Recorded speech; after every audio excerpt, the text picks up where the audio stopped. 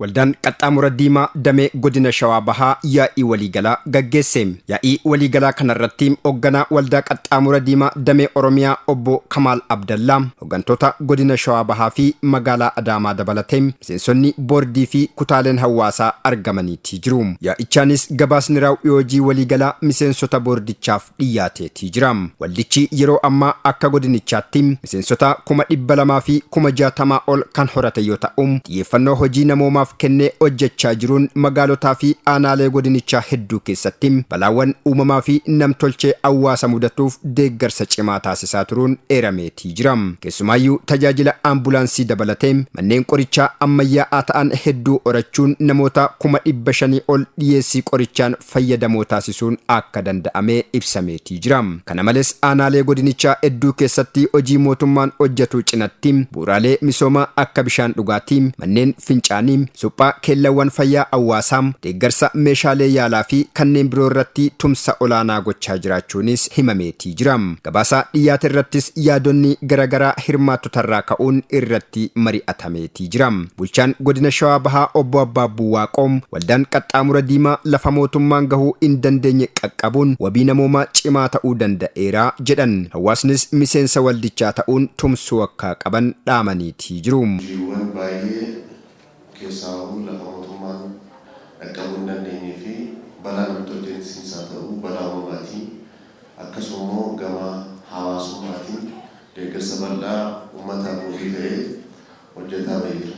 Wantoota arfan darbee kana keessatti keessaawu godina keenya keessatti balaa gara nageenyaatiin dhufes manca'iinsa gara uumamaatiin keessaawu laga Awaashii wal qabatee balaawwan dhufaa ture. Balaan sosochii lafaatiin uumamaa ture.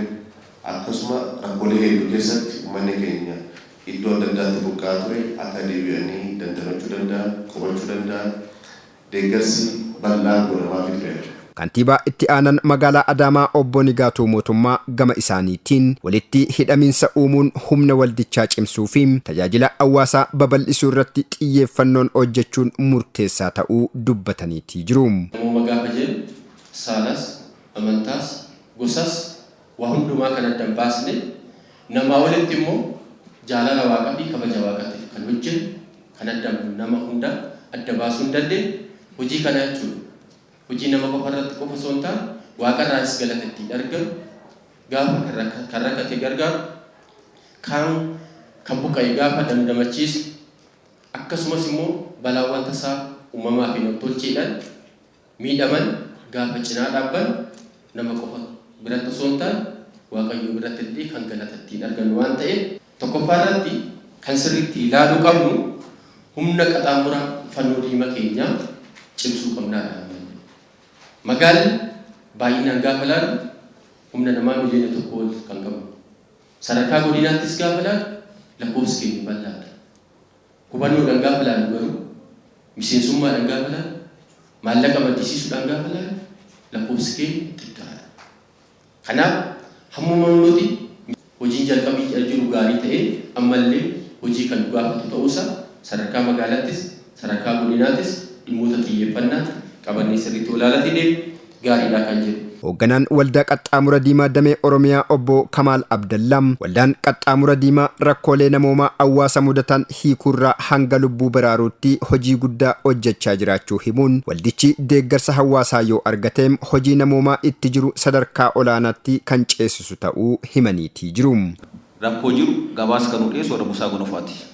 Aanaa kanatti ganda kanatti iddoo kanaatti rakkoon akkanaa jira waan qabdanii nu deeggara wedhu nu sammuu xalaa isaanii qabannee tokko aanaan achi deebii kenna, lammaffaa godinni deebii kenna, sadaffaa humna godinaati oloo ta'e immoo gara naannoo dhiyeessa, humna naannooti oloo ta'e immoo nus biiroo heerkwaartarii kennaa immoo biiroo federaalaa kennaa dhiyeessina. Warra biiroo federaalaatti olisoo ta'e akkuma dura isinii kaase gara federeeshiniitiif yookiin immoo gara ICRC International Committee of Red Cross jedhamuun deeggarsa alaa achirra darbeemu dhaabbolee miti mootummaa adda addaa wajjin ta'uudhaan deeggarsa akkasii hojjetaa jechuudha. Lammaffaa immoo hojii misoomaa akkuma argaa jirtan ispeeshaalii fayyaa irratti %70 ol tajaajila ambulaansii jedha, tajaajila mana qorichaa jedha, deeggarsa mudurratti dhiyeessii qorichaatti wal qabatee buufata fayyaa irratti, hospitaala irratti deeggarsi godhamu. Xumura yaa'ichaa irratti waldichi miseensota boordii haaraa koree 7 qabuu fi waggoota 4 itti aananiif bulchu kan filate yoo ta'u, Dr. Bashiir Abdallaa walitti qabaa boordii waldichaa damee godina Shawaa Bahaa ta'uun irra deebiin filamaniitii jiru.